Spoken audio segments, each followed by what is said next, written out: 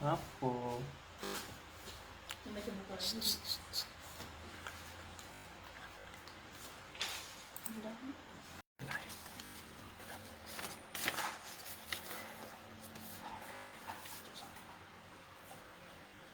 Lalu bakal itu.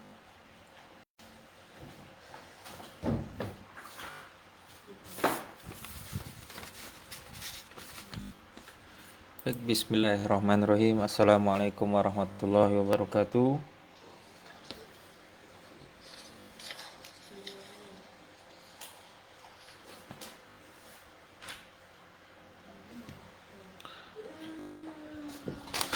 Baik, ya, udah live nih. Monggo, silakan kalau ada yang mau gabung di sini. Silakan kalau ada yang mau gabung. Jadi sini mungkin saya hanya membuat sesi tanya jawab aja sih ya. Di part 1. Ini berkenaan dengan beberapa jam yang lalu saya lemparkan pertanyaan kepada di grup ya, di beberapa grup komunitas desainer terkait permasalahan apa yang kira-kira penting untuk dibahas di kalangan pemula desain. Oke, jadi dalam hal ini saya coba aja menjawab sih berdasarkan keilmuan saya dan bukan menganggap lebih pro ya dari teman-teman sekalian. Tentu di grup lebih banyak lagi yang pro, yang sebenarnya saya selaku admin juga pengen sih melihat teman-teman yang udah pro ini sharing di grup itu, karena kan apa, di sana juga perlu banyak banget nih sebenarnya apa pembelajaran-pembelajaran baru untuk teman-teman pemula kita. Jadi mereka biar nggak minder untuk share karya dan juga mendapatkan banyak masukan terkait karya-karya mereka, apa ya biar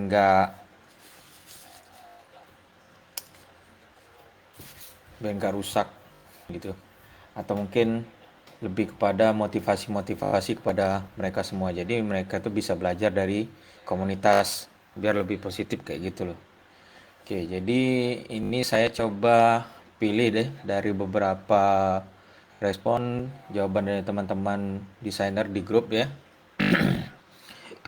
Jadi beberapa pertanyaan sekaligus pernyataan juga dari teman-teman, apa-apa saja sih yang memang jadi apa ya, hal yang penting untuk dibahas di kalangan pemula. Jadi yang pertama ini teman-teman bisa lihat ya di layarnya.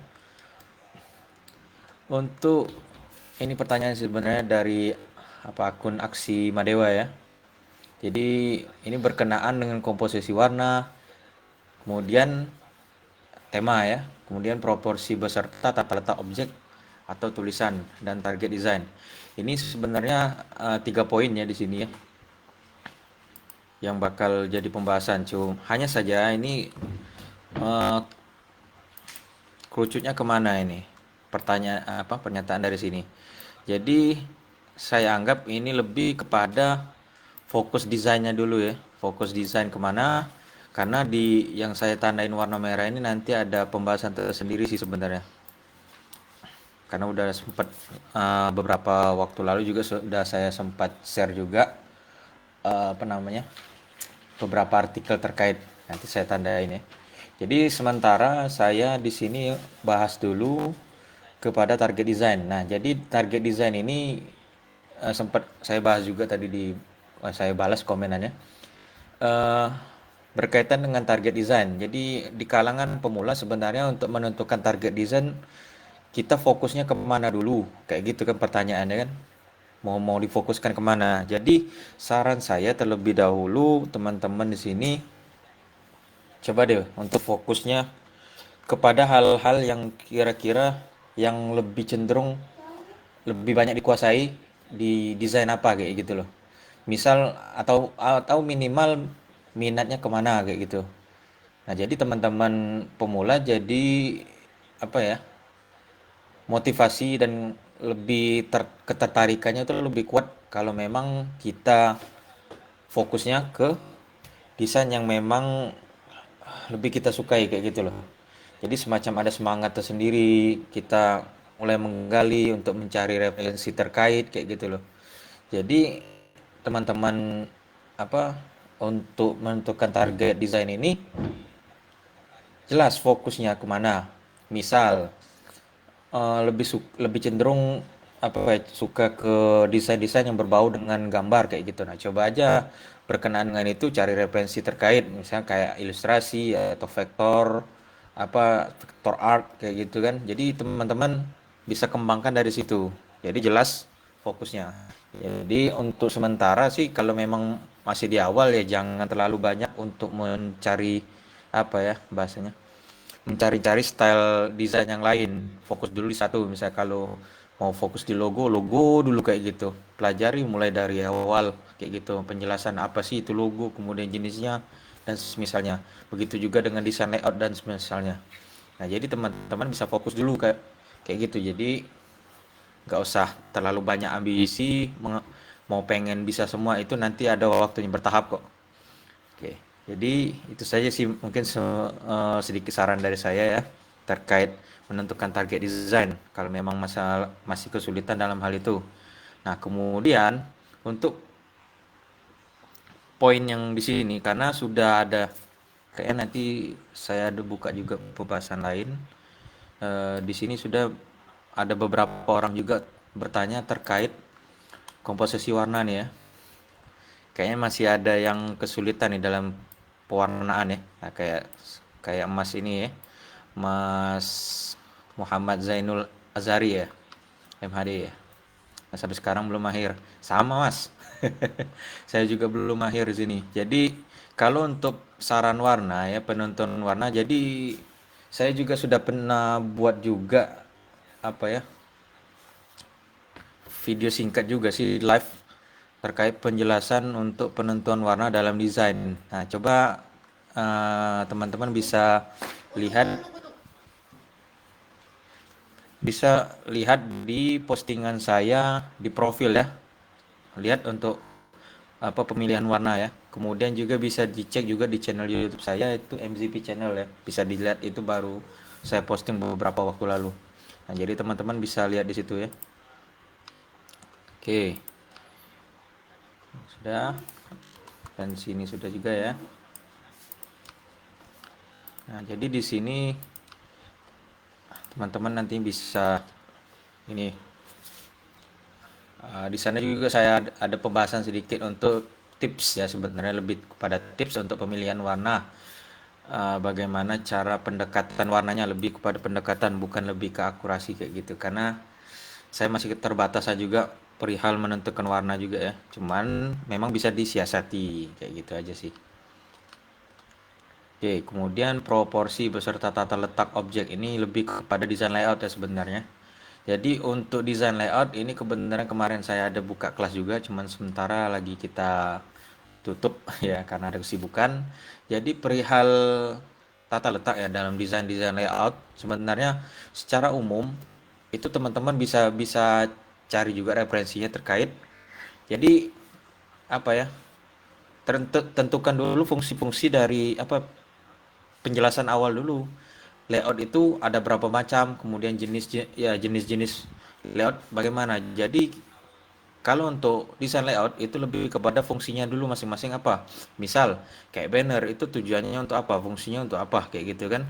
Jadi kita bisa menentukan apa ya tata letaknya nanti dari fungsinya juga. Misal kalau apa ya, secara umum aja kita bahas kalau memang ini desain layout misalnya banner kayak gitu ya atau flyer semacam itu.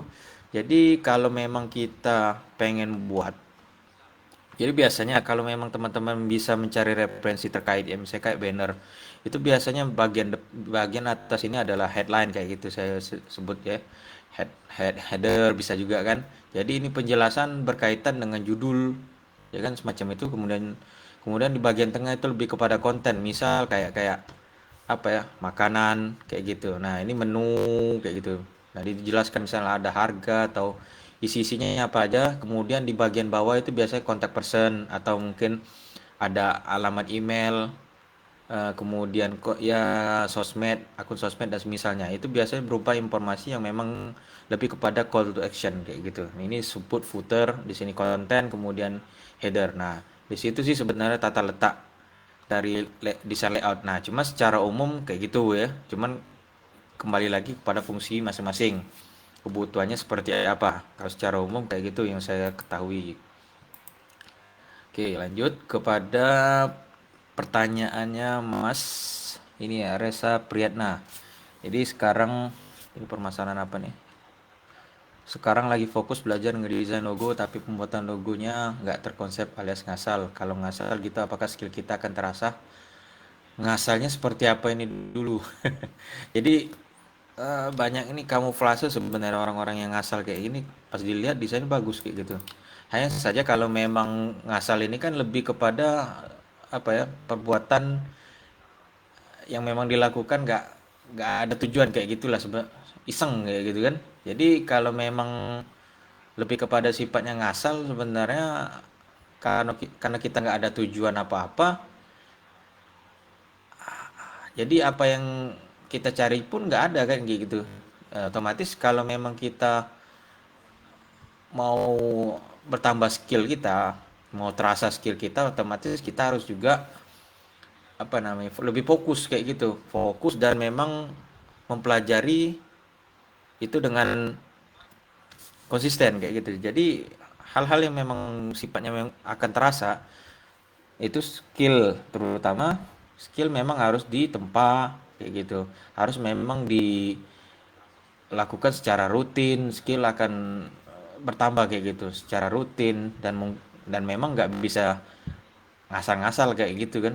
Jadi ngasal itu lebih kepada sifatnya nggak fokus dengan dan nggak konsisten kayak gitu. Jadi nggak akan dapat apa-apa sih sebenarnya kalau kita ngasal dalam membuat logo kayak gitu. Misalnya kalau kita cuman sekedar ngelihat aja, nggak kita misalnya kita coba pelajari polanya dari logo tersebut, mungkin kita nggak pelajari yang namanya latar belakang, cara menggali informasi, cara membangun sebuah logo. Nah itu maka kalau kita ngasal aja misalnya hanya sekedar membentuk huruf L aja kayak biasa ya otomatis nggak ada istimewa sama sekali untuk logo tersebut. Makanya lebih kepada fokus ya, lebih pada fokus kalau memang pengen skill kita terasa.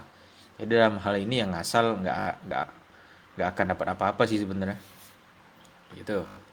Oke, saya mungkin dari kiri ke kanan di sini ya jalannya. Kemudian dari Mas Faisal Amir. Nah, ini permasalahannya lebih kepada ide original, kemudian pengenalan tools di aplikasi. Nah, dalam hal ini untuk ide-ide original sebenarnya balik lagi kepada referensi masing-masing. Ini pernah juga saya bahas di artikel saya, bisa dicek juga di www.mzpshare.com ya. Itu bisa dilihat di profil saya juga. Ini judulnya apa banyak referensi kan, kaya referensi kemudian kaya inspirasi kayak gitu. Nah, jadi berkenaan dengan ide original, ini sebenarnya yang dikatakan original juga kita bukan berarti apa ya bahasanya menciptakan sesuatu yang memang dari tidak ada menjadi ada, bukan kayak gitu. Lebih kepada pengolahan yang memang sudah ada dan kita kreasikan sehingga menghasilkan sesuatu yang lebih fresh atau baru kayak gitu ya. Dan memang belum ada dalam artian belum ada di sini memang belum pernah dibuat dalam bentuk yang sama sebelumnya kayak gitu. Jadi untuk ide-ide original ini kembali kepada referensi masing-masing dari kalian. Jadi perbanyak lagi referensi, nanti dalam pengolahannya kita mengkonsep sesuatu itu kalau memang sudah kita banyak referensi otomatis nanti akan nyambung sendiri kayak gitu loh. Beda hal kalau kita cuman misal kita cuman punya referensi 2 atau 3 sumber kayak gitu. Sedangkan yang dibutuhkan adalah 10 sumber. Nah, maka kita harus perbanyak itu dulu. Artinya kalau memang kita pengen menghasilkan sesuatu yang lebih baru dan memang nggak terbatas dari beberapa sumber saja, kita harus memang perbanyak lagi sumber lain kayak gitu.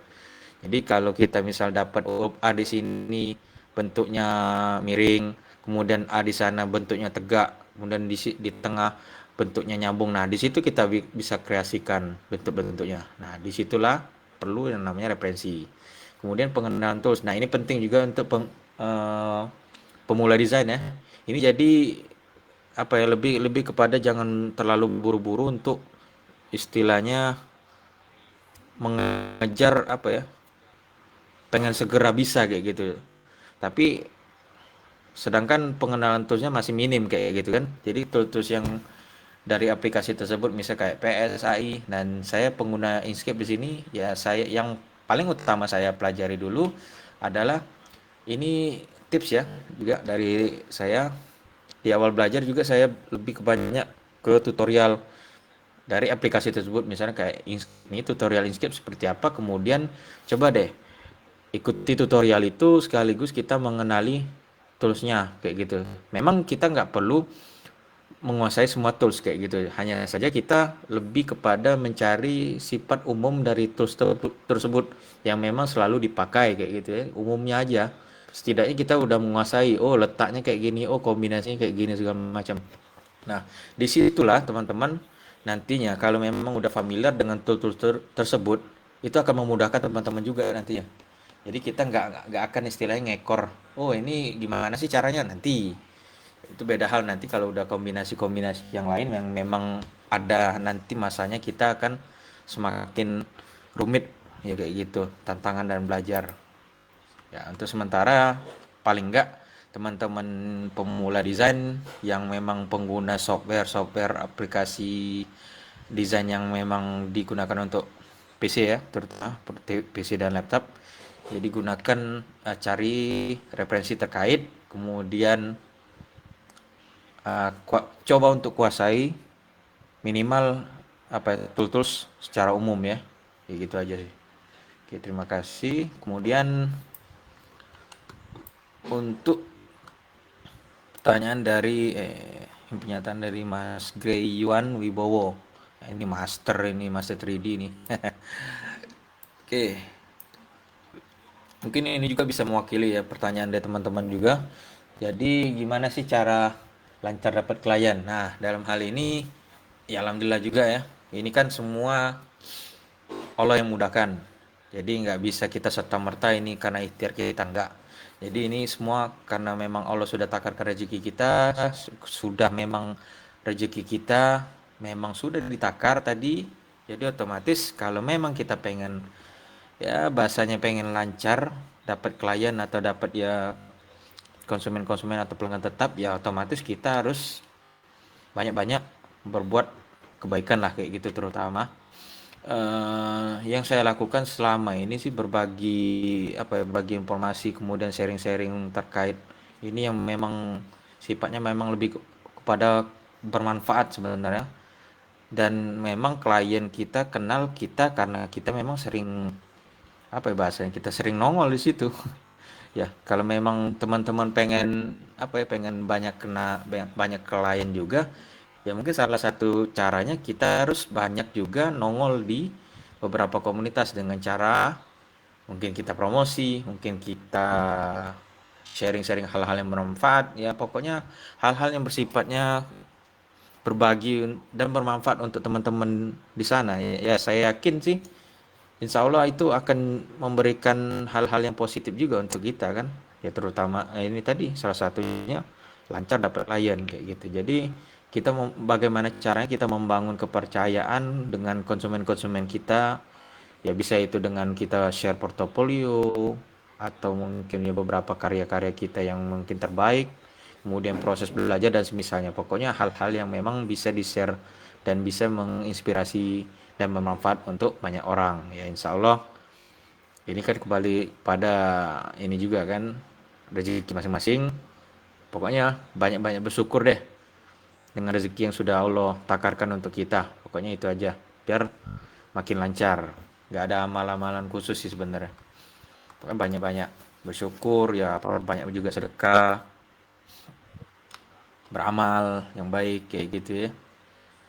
Gak usah toksik di grup-grup, nah itu penting juga. Memang pengen lancar ya. Terima kasih. Kemudian Mas Andrian Syaputra, ini tadi oke, udah sempat ini saya lihat ini tadi. Jadi nggak pernah bikin perjanjian, skop pekerjaan, timeline, pembayaran, finalisasi pajak gimana dan kamu. Oke, ini lumayan rumit sih sebenarnya kalau memang kita dari awal ya sebagai pemula juga nggak bangun sistem apalagi kalau kita sistemnya mungkin ngejut aja sih kayak gitu, pengen buka jasa desain tapi kita nggak punya sistem, bangun sistem mungkin standar harga sendiri, kemudian apa ya, template untuk bahasa ke konsumen gimana, menghadapinya gimana, nego, penawaran dan semisalnya. Nah, itu perlu sebenarnya teman-teman harus bisa nge-schedule manajemen usaha sendiri. Ini kan bisnis kita sendiri. Jadi otomatis kita harus apa ya, bangun sistem, belajar untuk membuat sistem lebih baik kayak gitu. Ya ini tujuannya bukan bukan apa ya, bukan mempersulit teman-teman nantinya ya. Untuk rekan-rekan pemula makanya saya di awal juga pernah sempat sharingnya terkait ya jangan buru-buru untuk buka jasa desain sih sebenarnya. Hanya saja pertimbangan kalau memang desain kita kurang meyakinkan atau dari kitanya sendiri nggak yakin dengan desain kita, otomatis ya kita coba perbaiki dulu. Kemudian nggak punya sistem untuk buka jasa desain, nggak ngerti segala macam, pelajari dulu, jangan buru-buru buka. Saya tahu memang kebutuhan banyak ya, kebutuhan duit mungkin perlu sekarang. Tapi kalau memang sistem kita nggak ada, kita nanti bingung.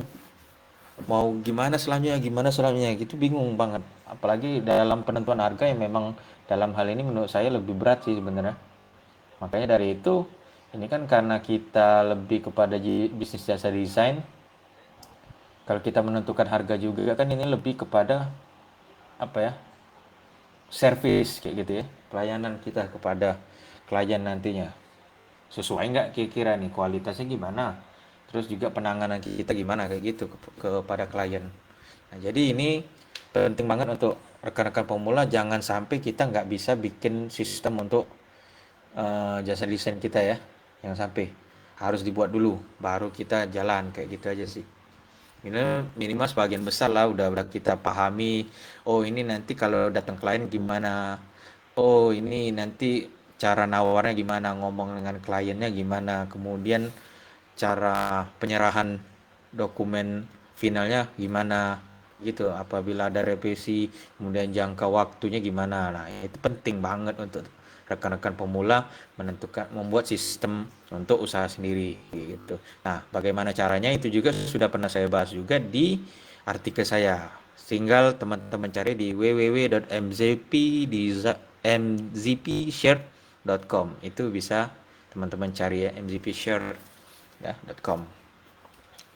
Kemudian untuk pembahasan selanjutnya ini dari Mas Albert Sahu Silawane ya, benar nggak, mohon maaf kalau ada kesalahan pembacaan ya. Jadi bagaimana cara memulai open order dan mempromosikan jasa. Nah ini tadi sempat disinggung juga di sini tadi ya, pembahasan di sini. Jadi bagaimana cara memulai open order dan mempromosikan jasa. Nah, kalau memang teman-teman udah siap di sini, ya, udah siap tadi yang sistem, kemudian sudah bisa menghandle dan kemudian desain kita udah yakin kita bisa ngehandle-nya, kita tanggung jawab dengan desain kita, silakan.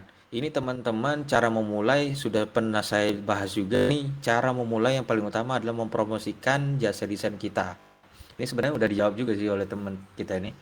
Cara memulai open order ya promosi. Nggak ada cara lain sih sebenarnya kalau di awal sementara ini, ya kan? Promosikan. Ya, promosi ini banyak caranya sebenarnya. Mempromosikan ini dalam hal kita langsung ke produk ya. Dalam hal ini produk ini saya sebut hasil-hasil karya kita itu langsung kita promosikan. Kemudian cara mempromosikan diri adalah dengan menunjukkan skill kita misalnya. Kemudian kualitas kita kayak gitu. Jadi tujuan dari mempromosikan jasa ini, kita itu pengen bangun yang namanya trust atau kepercayaan konsumen kepada kita. Jadi ya alasan mereka mau order ke kita itu karena kita mungkin sudah dikenal kayak gitu, sudah dikenal, kemudian oh ini desainnya bisa bisa jadi kita dikenal karena desainnya bagus, mungkin sering apa ya, sering sharing atau sering muncul lah minimal di grup, aktif di grup ya. Maka dari itu mulai terbangun yang namanya kepercayaan dari konsumen tersebut. Nah, maka dari itulah mereka mau order gitu. Mereka tertarik untuk order kepada kita. Nah, jadi itu aja sih untuk cara memulai di awal sebenarnya. Dan sisanya nanti ada apa ya, namanya branding itu, kemudian brand personal dan corporate segala macam itu nanti itu lebih bahasan apa ya, lebih dalam lagi.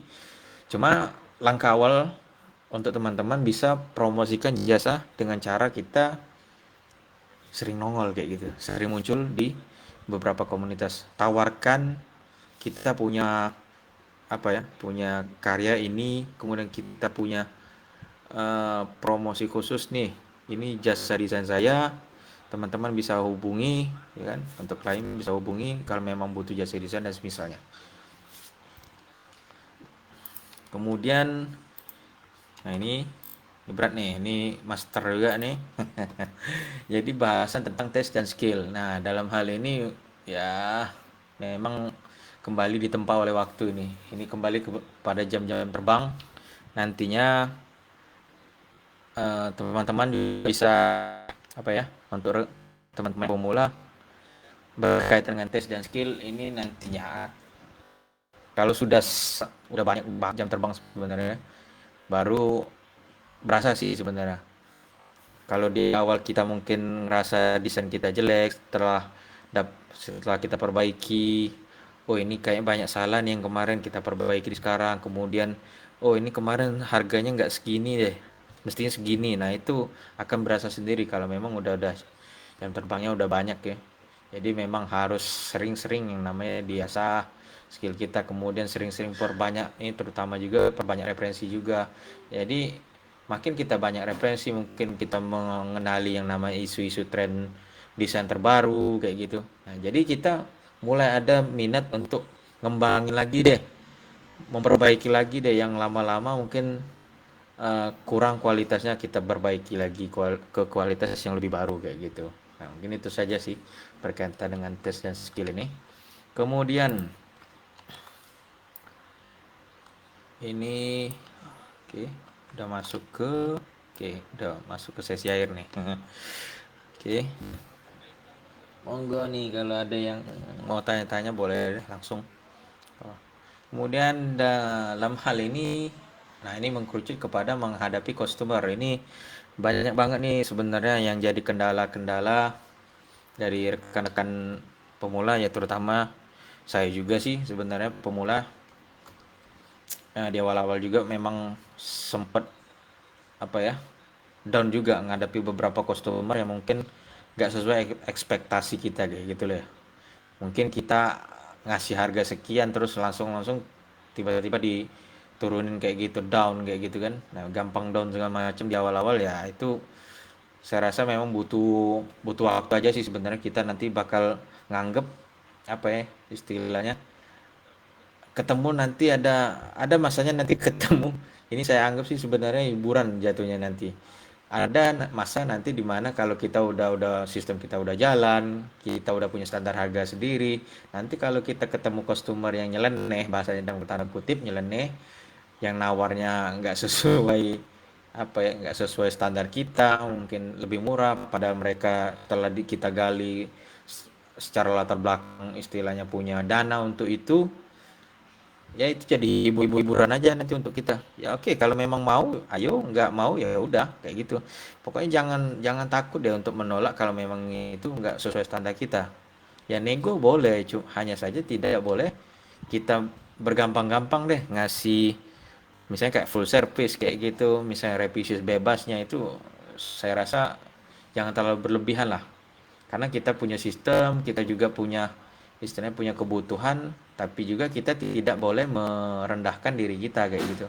Jadi kita harus atur sedemikian rupa secara profesional mungkin kepada customer-customer kita agar tidak apa ya, merasa ada yang terzolimi salah satu pihak kayak gitu. Jadi secara profesional kita ladeni gitu ya. Kalau memang ada yang membandingkan harga kita dengan harga lain ya silakan. Kalau memang lebih percaya dengan klien apa dengan desainer lain silakan. Kalau kami segini, ya, pokoknya kita harus punya prinsip itu. Jangan apa ya, jangan bermudah-mudah. Itu aja sih. Kemudian, nah ini berkaitan dengan warna tadi udah saya sempat bahas ya. Kemudian pemilihan font. Nah ini pemilihan font, kemudian visual hierarchy ini tadi berkaitan dengan layout tadi ya. Udah sempat dibahas juga. Kemudian melayani klien hingga tercipta brief yang tepat.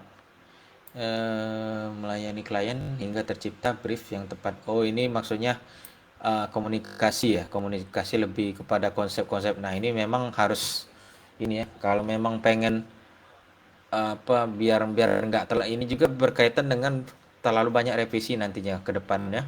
Kalau memang kita udah bisa komunikasi dengan klien itu paling nggak kita di awal sebelum kita menentukan harga, mengajukan penawaran harga, kita itu dulu gali dulu konsep yang diminta oleh klien itu seperti apa. Misal kalau memang mereka minta model kayak gini, ya minta apa ya, kasih mereka beberapa model atau minta dari mereka ini model yang mereka sukai seperti apa, mungkin dari Google ya kayak gitu untuk sampel-sampel kita biar kita ada gambaran gitu. Pokoknya saran saya jangan kasih harga dulu, jangan buat kesepakatan dulu kalau memang brief atau konsep dari klien itu belum apa ya, belum jelas kayak gitu ya. Jangan konyol mau kerjain duluan kayak gitu. Nanti teman-teman bakal capek sendiri dan bakal banyak banget revisi dan itu bakal banyak makan waktu untuk kita. Kemudian untuk pemilihan font ini apa ya, secara umum ya, ini secara umum yang saya ketahui untuk pemilihan font teman-teman bisa apa ya, lihat referensi-referensi terkait. Nah, font-font ini dia sifatnya tuh tematik ya. Font-font ini kita cari sesuai dengan latar belakang. Ini penting banget untuk teman-teman sekalian. Misal ya, misal apa font-font ini punya karakter ya, kayak gitu ya, punya karakter tersendiri. Misal kalau ada yang tegak bersambung nih, huruf bersambung, kemudian ada yang sifatnya fun, itu biasanya lebih kepada font-font yang apa yang di luar dari formal kayak gitu. Nah, ada beberapa font-font formal kayak serif, sans serif, kemudian juga ada yang sifatnya ada yang bold banget kayak gitu kan. Kemudian ada juga yang apa yang semacam ada yang tipis banget kayak gitu kan. Kemudian juga ada yang ya itu tadi konsepnya ada yang fun, kemudian juga ada yang serem-serem kayak gitu kan. Itu sebenarnya lebih kepada karakter-karakter font itu sendiri. Teman-teman juga bisa apa ya, bisa harus pahami dulu sebenarnya untuk dari karakter font-fontnya. Jadi bisa ditentukan nanti sesuai dengan tema ya, dengan tema desain kita. Itu nanti bisa sesuai kok, bisa banget. Kalau kita udah kenal karakter dari font-font tersebut ya, jadi kita bisa kombinasikan nanti ke desain ini. Yang penting temanya jelas dari desain tersebut, kita bisa mencocokkan nantinya, gitu aja. Dan ini untuk pernyataan yang terakhir ya. Nah, ini sapu bersih nih kayaknya. Format diskusi ini paling banyak like-nya saya lihat dari pernyataan beliau ini, Mas Maimun ya. Jadi untuk format diskusi dengan klien, contoh desain, kombinasi warna dan lain-lain. Nanti ini tolong dong Mas di-share apalagi bisa share percakapan dengan klien biar bisa digunakan pembelajaran untuk yang baru. Nah, ini apa ya? Ini lebih kepada format sih sebenarnya, format masing-masing juga hanya saja secara umum gini ya. Mungkin kalau teman-teman juga bisa catat nanti sambil dicatat juga. Ini sebagai pelengkap ya. Jadi format yang paling utama ini kan masih lebih kepada tema, lebih kayaknya lebih kepada konsep ya. Jadi hal yang pertama sebenarnya dalam diskusi dengan klien. Jadi misal klien udah datang ke kita, menghubungi kita, nge-DM ya. Jadi hal yang pertama kita tanyakan dulu keperluannya apa, gitu. Salam kenal semacam ya, salam kenal keperluannya apa. Kemudian klien saya butuh desain logo mas. Oke, desain logonya mau yang seperti apa? Nah baru kita bicara konsep gitu. gali ini kayak ini tema desainnya apa, kemudian kombinasi warna-warna yang disukai, kemudian hal-hal yang melatar belakangi logo terus apa. Pokoknya sejelas mungkin deh kita gali dari klien, baru setelah itu dapat konsep, ya kan? Baru kita tentukan harga. Kayak gitu aja sih sebenarnya. Nggak muluk-muluk. Kita dalam hal ini apa menerjemahkan ya apa yang memang klien butuhkan, kemudian kita coba buatkan. Yang penting jelas komunikasinya, ya kan? Perca- untuk percakapan khusus sih nggak ada format saya di sini, hanya saja itu tadi tipsnya. Jangan apa ya, kita kalau udah banyak referensi juga nantinya itu bakal dapat gambaran kayak gitu loh. Kayak udah banyak referensi dapat gambaran, oh klien minta bentuknya kayak gini, kemudian dikasih sampel model ya, atau kita mungkin memberikan opsi kepada beliau, mau model kayak gini ya mas, kayak gitu. Nah setelah itu kami memang udah fix konsepnya, kita kunci ya. Nanti kalau udah kita kunci artinya hal-hal yang berkaitan dengan desain yang di luar dari itu yang di request ulang, mungkin oh mas nggak cocok nih desain kayak gini, saya kayak pengen ganti yang lain. Nah itu nanti ada bahasan tersendiri sebenarnya. Jadi kalau kita udah kunci di konsep yang udah fix ya, kita kesepakati bersama, setelah harga pas, nah, mulai kita kasih syarat syarat dan ketentuan lain, misal kayak jangka waktu untuk informasi ke dia, pengerjaan berapa lama, kemudian misal kalau ada perbaikan melebihi, misalnya kalau ada revisi, batas revisi berapa lama, dan berapa banyak kayak gitu dibatasi. Kemudian juga untuk pemberian jatah revisi misalnya melebihi dari kerangka awal atau mungkin kayak lebih kepada redesign, itu dikenakan cas ulang lagi gitu, dengan mungkin main persentase, mungkin hanya 80% dari harga kesepakatan awal. Ini sudah kesepakatan bersama, makanya kalau udah sempet kita menerima DP misalnya ya, dan mereka sudah setuju, itu udah bisa kita jalan kayak gitu. Jadi artinya bangun komunikasi dari awal itu udah harus bener-bener banget deh percakapannya kayak gitu.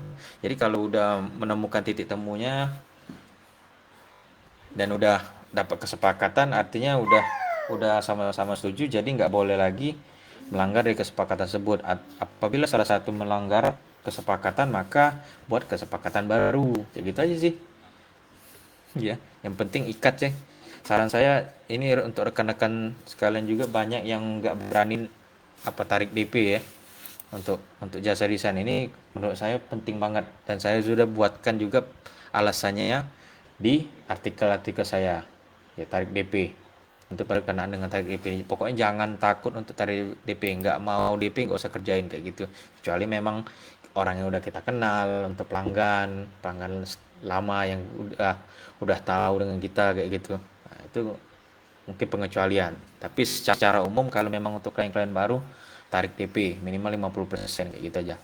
Mungkin itu saja sih, sedikit ya penjelasan dari saya ini di part satu. Insya Allah saya udah sebar juga di beberapa grup ya, berkaitan dengan permasalahan apa nih yang kira-kira penting untuk dibahas di kalangan pemula desain.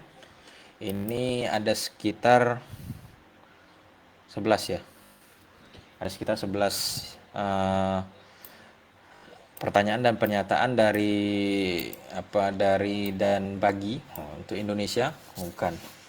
Jadi ini beberapa pernyataan dari rekan-rekan kita di komunitas desainer ya. Jadi hal-hal ini yang mendasari pemula dalam pembahasannya memang jadi kendala ya, biasanya kendala umum. Nah, maka dari itu saya berinisiatif untuk menjawab beberapa pertanyaan ini ya, yang insya Allah semoga membantu ya untuk teman-teman sekalian bisa dapat lebih terarah mau gimana selanjutnya dari pertanyaan-pertanyaan ini, yang mungkin ada di salah satunya mungkin ya, pertanyaan-pertanyaan yang sudah saya jawab tadi. Sudah jawab semua, semoga bermanfaat ya. Mohon maaf kalau memang tidak sesempurna Dan mohon maaf saya kalau memang ada kekurangan di sana sini. Jadi teman-teman bisa eh, mungkin bisa cari lagi referensi-referensi terkait ya untuk lebih mematangkan apa-apa yang sudah saya jawab tadi. Ini karena keterbatasan ilmu saya. Ya mungkin itu saja sih penjelasan dari saya terkait ini. Terima kasih telah mengikuti live ini di part 1 Q&A MZB Design ya. Terima kasih. Assalamualaikum warahmatullahi wabarakatuh.